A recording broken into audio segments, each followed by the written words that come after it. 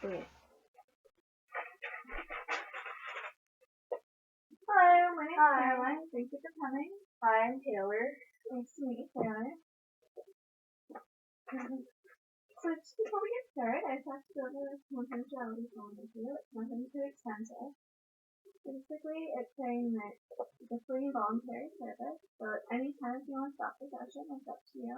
So if you want to stop coming, as well as I can't guarantee that this conversation is going to improve your situation. Of course, that's the goal, but we just can't say for sure. Everything I told you is confidential, so it's nothing in return. Unless, of course, you're putting yourself or someone else at risk, or you're saying you're harming yourself or someone else. If a child is suspected of child abuse or if there's something happening, it's not okay. If I was subpoenaed to court, or if my child were subpoenaed to court, then I'd have to give over the case note. And can you share with me? Because it's myself who wants to put my case note.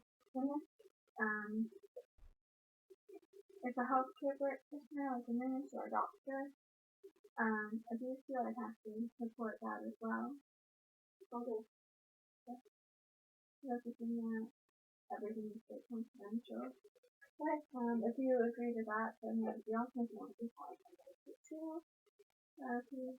I think I'm okay with it. Yeah, I can, I'll sign it now. Okay, cool. Okay. Thank you.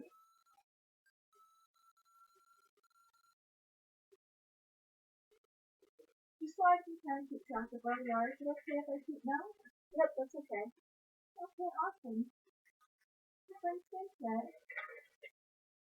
Well, my psychiatrist, said that I should come here, and I agree with him. I've been diagnosed with depression, and I've been on antidepressants for 2 years now, and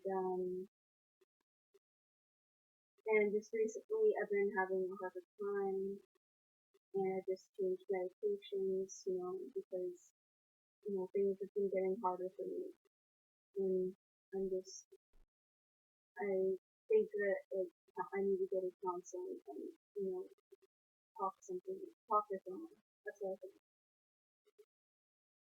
So you said that you been seeing a psychiatrist, and that he said that you would come and talk to someone, and that you said you agreed with him, and you're feeling depressed, and you've been diagnosed with depression, and then you're infected. Yeah, that's what's going on here. Yeah, I've been diagnosed with depression when I was 14. It's been 2 years, and I've been on Cymbalta for a while. And now I'm switched to Prozac because I've just been like having a hard time, and so my psychiatrist said, well, maybe we'll try new meds, and maybe you should go see someone. And I agree with them because like there's just been a lot of like it's just been really hard for me the past few months. It's been really hard for you. Yeah, because like I'm in grade 11, and like there's so much pressure for me to decide what I'm gonna like do for university already. Like I'm only in grade 11, but you know, I guess the next year like I'm gonna have to start applying for university or college or whatever. I mean, my parents really want me to go to university, but I don't know. Like, and my marks just aren't up to par as they used to be because of how stressed I am with all these new, things that I have to do. Like, I'm gonna have to be an adult, and it's scary. So my marks have been going down. Like, I used to have like 80s, and now I have like 60s. And I know 60s aren't that bad, but like, I feel like I could get lower than that eventually if I keep going on how I'm going on. Well, I'm thinking from what you're saying, that you're feeling concerned about the grades will drop lower. That you've been scared about all the difficulties coming up and all the pressure being put on the teen adult. You're not feeling quite right in your feelings today. Yeah, that's exactly how I feel. Like,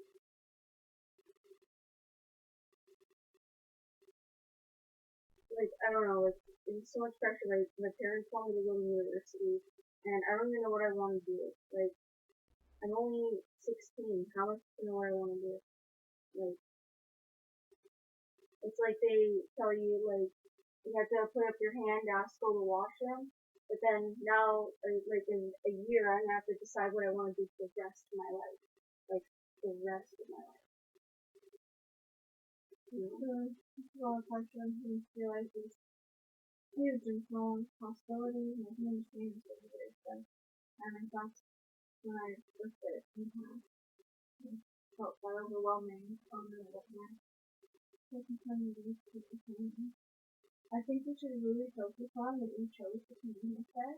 You chose to come get some help. You looked at her grades were slipping. You didn't want them to slip any further. You felt stressed and overwhelmed. And you talked to the psychiatrist, but you chose to agreed to come and talk to me.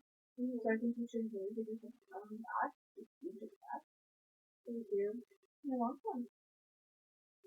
You were saying earlier that your parents you mentioned it a few times. Yeah. Well, my parents, they just like they just put education on a pedestal. Like to them, like education is the greatest value. My parents, well, my mother is a psychiatrist as well, and my father, he's he's also a psychiatrist. So they're both doctors, you know, so they both went to university. That's actually how they met, and they just, you know, they want me to do the same. They want me to go to university. Like, and I don't know. I don't think that I'm cut out to follow their footsteps. I mean, I am kind of interested in art, I guess, but I don't know. My marks haven't been up to par lately, and I don't know. I don't think they're the truth, and I don't know how to talk to them about it. You don't think they're the truth and you have to talk to them about it? Yeah, I don't know how to talk about it because, like, I don't know. They just. I used to do like. I mean, when I said I was good in school, I was good at everything. I was it comes naturally to me, or used to anyway. I was good in science, and then they got hopeful about that. They're like, oh, so maybe you'll be a psychiatrist like us. And now, like, my marks are dwindling down, and they're, you know, upset with me, but they're not too hard on me because, you know, the psychiatrists, so they know that, you know, the stresses being a kid, but they still don't quite get it because they just really want me to be like them. I mean, they get it, but they don't, you know? How do you feel about how they want you to do university, how they want you to follow their footsteps, how they want you to excel in science? It makes me feel like they have so much expectation to me, and I feel like that I will just never fulfill them. I just feel like that, and if I don't fulfill them, that they won't be proud of me. That's what I feel because you know maybe they'll be more proud of my sister or something. And like I like art, but I don't think they would want me to do it. And I mean, I got really good. It was probably my best marks. Like I got like nearly hundreds in there. It's hard. Teachers don't give out hundreds. You know, I think I've gotten hundreds like on assignments, whatever comes down to it. I'm a 90 student when it comes to art, and but you know, my parents always make jokes about how art will pay the bills and stuff. I'd like to just do a little exercise that I want you to do with me. Okay. Maybe just imagine that, you know, in 5 years, you've gone to school for science, your grades got back after you started to feel happier. You did really well in science and you decide to go through with school to be a psychiatrist. Okay. You came out and you're working in the field. Do you think that you would be happy? What do you think you'd be feeling or thinking or seeing? How do you imagine your life if you were to follow their path?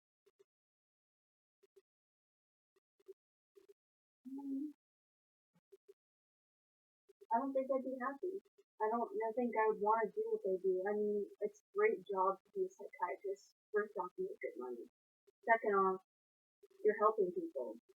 But I don't think that's just what I was meant to do. I mean, I do like people, but I don't think that I was meant to help them in that way. When I think if I take that exercise and I think about being an artist, um, I mean, I know realistically I couldn't be a freelance painter. That would be very hard. But if I was working with graphic design, I think I'd like it because that's like like the most realistic route to go with art or that or interior design. But either way, like I think like if I were to work that like I just really like marketing and stuff like that and having cool ideas to advertise and stuff. So I think graphic design is like right up my alley. I'd be happy to do that. I think it's really good to just take an exercise and apply what makes you happy. That is the second part of it really often. Yeah. And I like that you can see the different angles and what makes you happy. And that's really important to focus on. Mm-hmm. I'm not sure if this is a good idea, but maybe try talking to your parents. Your parents sound like very smart people. Yeah. What if you were to talk to them about the different types of smart? If you know there's different types of intelligence. There's emotional intelligence. There's people that are really intelligent when it comes to science, like the hard science, like chemistry, biology, that stuff. There's people that are really good in the social sciences. Mm-hmm. There are people that the minds can do brilliant artwork or write music. Mm-hmm. But just because someone's really smart in science doesn't mean they can also do art. And maybe they can't see the different levels because everyone's become stuck on their own perspective.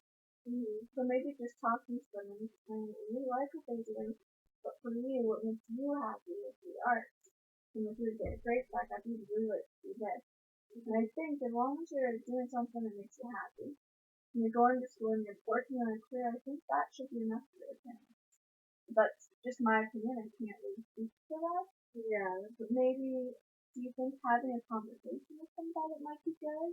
Yeah, I think so. I mean, I thought about it. I've been worried to have to tell me, but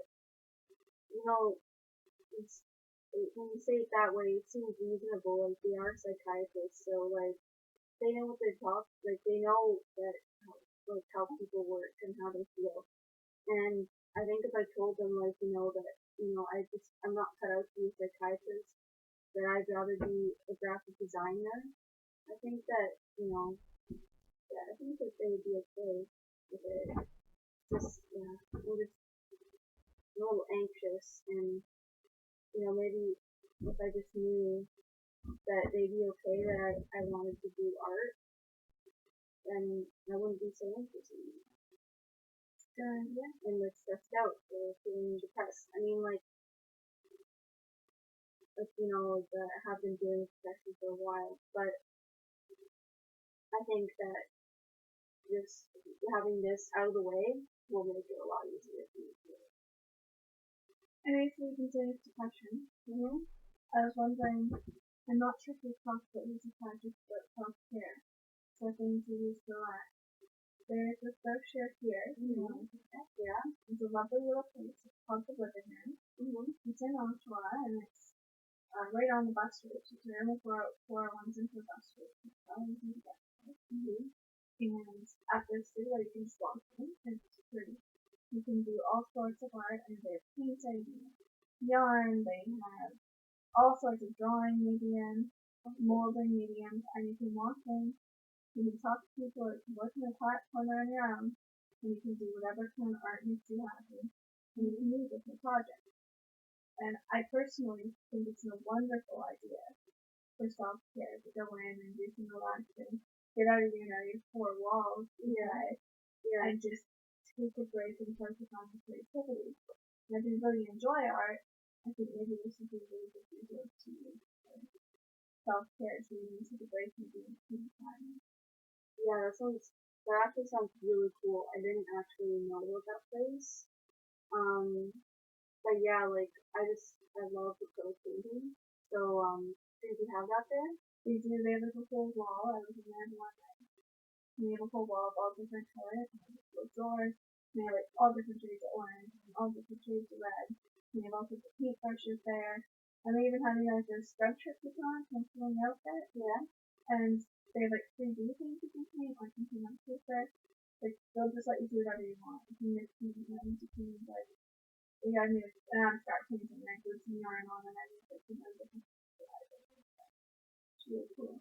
Oh, that's so cool. Like, yeah, I really love acrylic painting, so I'd love to do that. See, like, when I'm at home, like, I don't know, I just kind of like sit around and do nothing because I'm just, I don't feel motivated to do anything because, you know, the wonderful symptoms of depression comes with depression. But what if I think if I force myself to get out and like go to this place, Golden, right? Yeah, it's living. It was Yeah. just kind of picture here and a little map.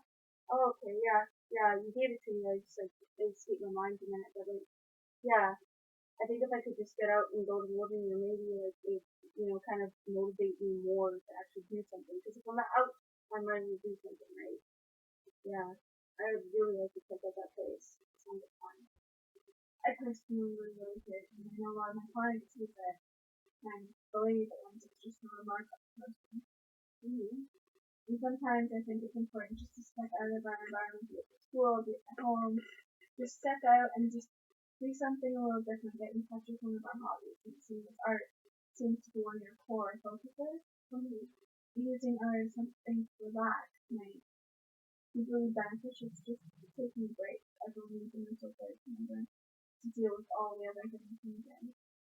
Mm-hmm. Yeah, I think that's really cool. Like, I'd really like to go there. Yeah. Like, I just don't know exactly how to go about telling my parents that I want to do art, though. Yeah. So I know you keep bringing up talking to your parents about how you want to do art.